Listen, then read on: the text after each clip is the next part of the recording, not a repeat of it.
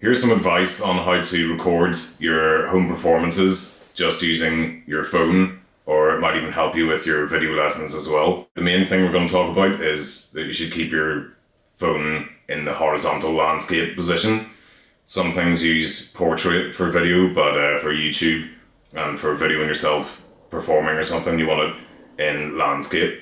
The other thing is that you want to use this camera at the front. I call this the front. Is it the front? Don't know. Not the selfie camera anyway. It's not as good quality as that one. You want to set it to full HD, which is 1080p, and 30 frames a second is fine for what we're doing. You don't want to go to 4K. 4K is too big for what we're doing with this at the minute. 1080p is perfect.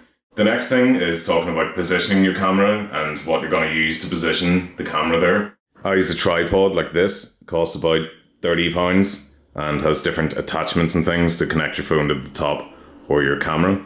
One of the other options, a bit cheaper and more simple, is to use something like this, which I got in B&M for about £4. Another option, if you need to improvise, is to use the old music stand clothes peg trick, and then you can tilt it about without your phone falling off.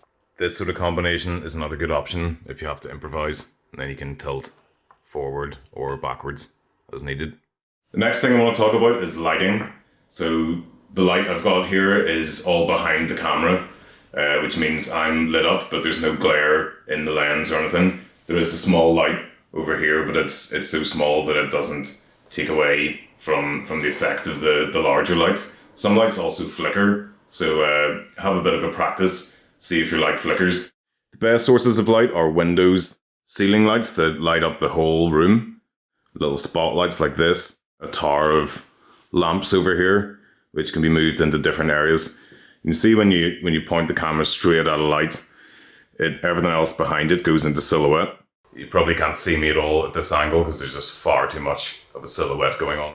Next thing I want to talk about is the sound, which is very important when you're recording yourself playing music. I'm just using the sound from my camera for this video, just as a demonstration. So if I get closer to the camera, you can hear that my voice is more clear and louder.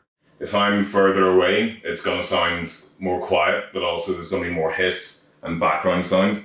So you want to get a good balance between being the right distance away from the camera and sounding good. If you're playing a loud instrument like a trombone or something, you might want to be a bit further away.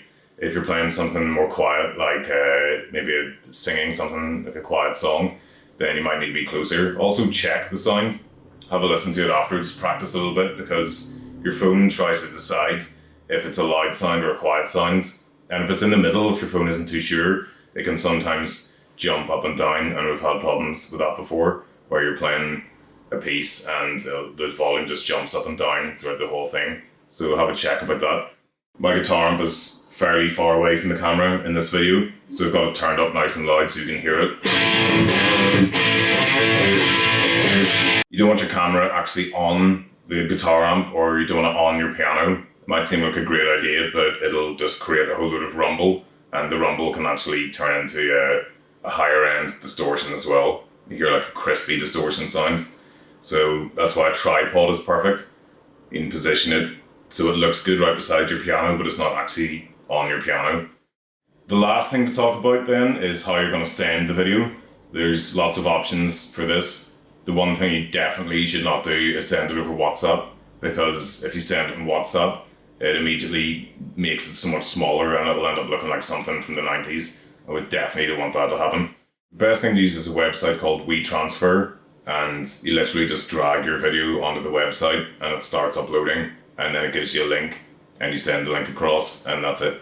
Easy as that. If you're on a laptop or desktop, on your phone there's an app for it. You can also use Google Drive, Dropbox, AirDrop, anything like that. Anything that keeps the video full quality. If you're not too sure how to do this, just ask us and let us know, and we'll get it figured out.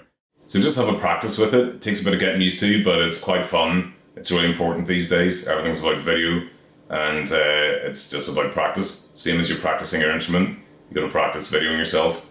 We'll be looking forward to seeing and hearing them, and no doubt it's going to be great. Thanks for watching and listening.